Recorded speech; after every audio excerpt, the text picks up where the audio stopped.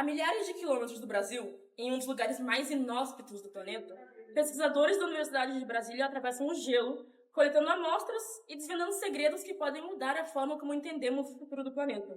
Daqui, do Instituto de Biologia da UNB, diretamente para a Antártica, eles partem com o objetivo de estudar musgos e pequenos animais, que apesar de não receberem muita atenção, podem nos dar grandes respostas. Quando pensa na Antártica, como eu te falei, você pensa no pinguim, na baleia, mas ali vivem organismos como colêmbulas, tardígrados, amebas, que ninguém dá muita bola, ninguém conhece muito, mas eles dependem da briófita para sobreviver. Organismos que vivem 5, 6 mil anos lá na Antártica.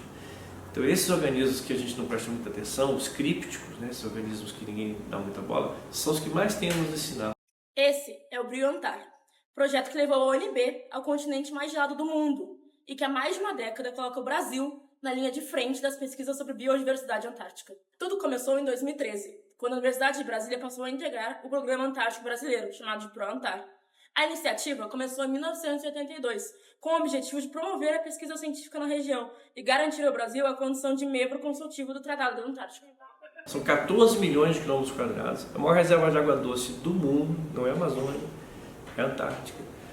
É uma das reservas intocáveis de ouro, diamante, do que você quiser. As últimas reservas, terras raras, estão falando tanto de terras raras, está tudo lá na Antártica. As maiores reservas intocadas, está tudo lá na Antártica. Bom, e quem é o dono, né? Não tem dono.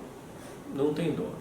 É regido por um tratado, então, em 1959, se não me engano, os países se reuniram e decidiram, 12 países na época se reuniram e decidiram, olha, vamos deixar a Antártica quietinha, dedicada à paz e à ciência. Atualmente, 58 países integram o tratado, porém, apenas 29 são membros consultivos. E para fazer parte deste grupo, é bem simples. E o que eu tenho que fazer para participar desse tratado? Pesquisa. Então, o artigo 9º do Tratado da Antártica define que para você ter direito a voz, voto, veto nas decisões do tratado, você tem que fazer pesquisa. Desde o início dos projetos, os pesquisadores ficam alternando entre o clima seco de Brasília e o frio das viagens em campo para a Antártica. A primeira delas foi realizada no ano de 2014. De lá para cá, o grupo de pesquisa, junto com pesquisadores de diversas outras universidades espalhadas pelo país, reuniu mais de 17 mil exemplares de plantas da região, o que representa um dos maiores acervos de briófitas do Brasil. Mas afinal, o que são briófitos e por que elas são tão estudadas? Essas pequenas plantas são capazes de sobreviver em condições que seriam fatais para a maioria dos seres vivos. Na Antártica, elas formam tapetes verdes sobre o solo gelado, resistindo a temperaturas extremas, alta radiação solar e períodos prolongados de seca. Estudar como esses seres vivos funcionam nesses climas é a chave para entender os limites da vida e como os ecossistemas funcionam quando o clima muda. A vegetação é também bem diferenciada, a gente está acostumado aqui com árvores enormes de 30 a 50 metros, lá a gente vê plantinhas de 2 centímetros, de 1 milímetro, então são coisas muito pequenas. E os animais, embora tenha animais, o que a gente chama de fofofauna, né? A fauna mais bela, que são os pinguins, as baleias, tudo isso, os grandes habitantes da Antártica mesmo não são esses, porque esses são migratórios, são espécies migratórias, elas vêm e vão. E quem fica lá mesmo são os pequenos bichinhos, que são os tardígrados, são os colêmbulas, são coisinhas bem pequenininhas também, que também são de milímetros e micrômetros, coisas que a gente muitas vezes não vê. Então isso que é o grande diferencial da Antártica. Além de ser os lugares mais gelados, a Antártica também é um dos lugares mais isolados do planeta, e chegar lá não é uma tarefa fácil. Além da distância de mais de 5 mil quilômetros, outros fatores como ventos podem chegar a 200 km por hora e o frio intenso que deixa o mar da Antártica congelado entre o fim de março e o início de outubro dificulta muito o percurso. Por isso, os pesquisadores só podem ir durante o verão antártico, que vai de outubro a março. O desafio logístico é chegar lá, você pegar navio, pegar avião, é longe, né? Hoje você pega um avião no Galeão, no Guarulhos, você, 16 horas na pior das hipóteses, você está do outro lado do mundo. Vai para Dubai, vai para onde você quiser, no mesmo dia você chega. Na Antártica não, você demora dias para chegar lá, mesmo de avião você demora dias para chegar lá. Então é um lugar distante, remoto, então existe esse desafio logístico, que também é um desafio climático, é o frio, é o isolamento, né? Então você tem que lidar com isso. Porque quando eu cheguei lá era tudo muito melhor do que eu imaginava, tudo muito mais bonito do que eu imaginava. também muito mais frio, também muito mais ventoso, também muito mais...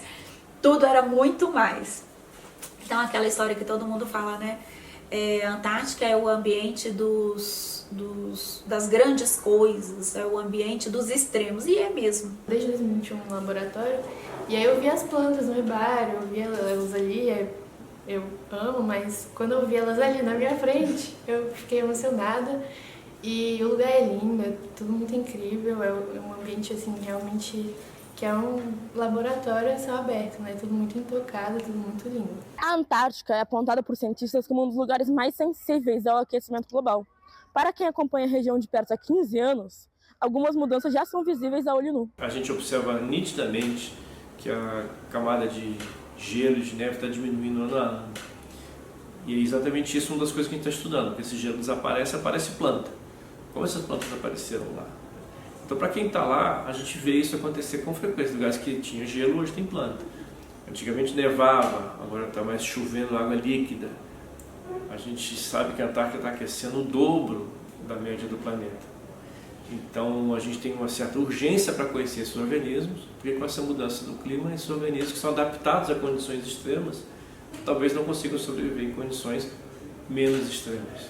Locais da Antártica que eu já tinha visitado, que quando eu havia visitado era totalmente coberto pelo gelo, então a gente não via vegetação, só via gelo, né, neve. E hoje, depois que eu fui, na última edição, eu fui no ano passado, então já tinha uma parte descoberta e as plantas já estavam habitando, algumas plantas habitando esses lugares. Em contrapartida, outras plantas que já haviam sido coletadas, elas não foram encontradas mais. Daqui a uns anos, né, porque com as mudanças climáticas, o gelo está derretendo, tem mais área disponível para as plantas estabelecerem, então a gente consegue ter uma noção do que está chegando, o que pode colonizar lá no futuro próximo. E o que acontece na Antártica não fica restrito ao continente gelado. A gente teve as enchentes lá no Rio Grande do Sul, há 2 anos atrás.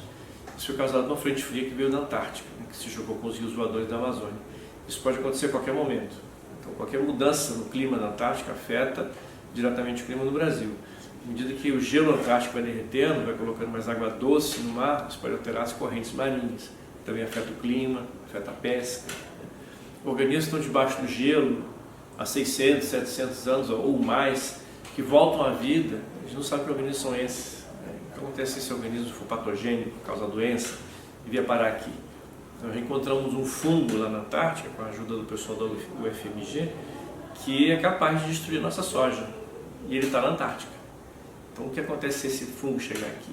Sem ciência, a gente nunca vai saber nem o que está acontecendo, né? Então, a gente tem que ver o que está, muitas vezes, a gente está muito preocupado só com mudanças climáticas. Mas como a gente vai estudar mudanças climáticas sem a gente nem saber o que existia antes? Então a gente precisa estudar todas as coisas, todas as áreas, sem intervalo. Elas não podem ser paradas, para você ter um comparativo depois. Então, se acontecer um aquecimento muito rápido e muito drástico e desaparecer alguma coisa, você só vai saber que aquilo desapareceu porque você já tinha um dado anterior sabendo que aquilo existia. Então, você só consegue saber dos impactos ambientais, dos impactos gerais de mudanças climáticas se você estiver sempre, constantemente estudando. A ciência produzida pelo Brilhantar vai além do registro de espécies. Os organismos estudados na Antártica carregam propriedades que despertam interesse em diversas áreas do conhecimento, da medicina à indústria. Esses organismos ficam debaixo do gelo 6 meses por ano, alguns ficaram debaixo do gelo centenas de anos, às vezes milhares de anos, e estão vivos. Como é que esse cara consegue ficar vivo debaixo de uma geleira por 600 anos? Se você colocar um outro organismo, um mamífero, um gato, um cachorro, um ser humano, não fica vivo debaixo do gelo por 600 anos. Esses caras ficam vivos debaixo do gelo 600 anos. Então eles podem nos ensinar sobre anticongelamento, que pode ser usado na indústria aeronáutica, na medicina, pode nos ensinar sobre longevidade. Hoje em dia tem uma grande linha de pesquisa médica sobre longevidade, organismos que vivem 5, 6 mil anos lá na Antártica. Então esses organismos que a gente não presta muita atenção, os crípticos, né, esses organismos que ninguém dá muita bola, são os que mais têm a nos ensinar. O tardígrado, colocar ele no espaço sideral e ele viveu feliz da vida. Os líquens também vivem felizes da vida no espaço sideral. Se colocar um outro organismo, um mamífero, como eu falei, um gato, um ser humano no espaço sideral sem nenhuma proteção, ele não sobrevive. Então, como é que a gente pode aprender, né, como sobreviver, viver mais e viver melhor com esses organismos? A descoberta de anticongelantes, antibióticos e protetores solares são alguns dos potenciais que os micro-organismos podem oferecer à sociedade. Mas as descobertas na Antártica não se resumem à biotecnologia. Então, qualquer pesquisa científica na Antártica, seja a baleia, o pinguim, a planta, o ar, a ionosfera, já tem uma importância geopolítica, porque é isso que nos mantém com esse direito de voz, voto e veto, né? Então é a ciência como uma ferramenta geopolítica. Atualmente, o Brio Antártico está em sua 3ª edição e trabalha na construção da lista vermelha de espécies ameaçadas de extinção da Antártica, um levantamento inédito para o continente. A Antártica ela é um continente único, diferenciado, com um clima diferenciado, com condições ambientais muito específicas e muito drásticas, né? E com isso tem plantas que vivem lá. E quem são essas plantas? Na nossa primeira edição do projeto, a gente fez um levantamento de quais as plantas que habitavam ali. Só que muitas delas, elas estão ali em quantidades muito pequenas, outras têm quantidades muito grandes. Então a gente está tentando verificar como elas se distribuem ali na Antártica, como elas estão distribuídas e se alguma delas está ameaçada. Principalmente agora que a gente pensa em mudanças climáticas, esquentamento, aquecimento global, aquecimento da Antártica. Então essas plantas elas podem estar correndo algum tipo de risco. Mais de uma década depois da primeira expedição, o Brio Antártico acumula mais de 100 artigos publicados, mais de 17 mil amostras coletadas e pesquisadores espalhados pelo país inteiro. Se você chegar em casa, olha, você sabia que 10% do planeta é dedicado à paz e à ciência? Você está de brincadeira. O mundo está se acabando, o pessoal em guerra, bombardeando todo mundo, vai dizer que 10% do planeta é dedicado à paz e à ciência? 10%.